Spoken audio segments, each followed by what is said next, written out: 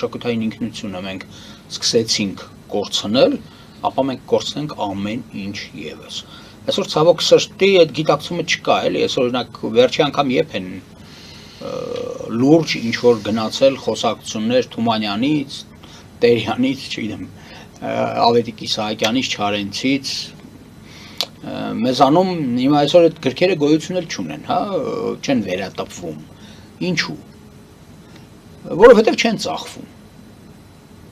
Այսօր ասում եմ, որ Թումանյանի հետազոտությունները դու պետք է այնպես կատարես, որ նա վաճառվի։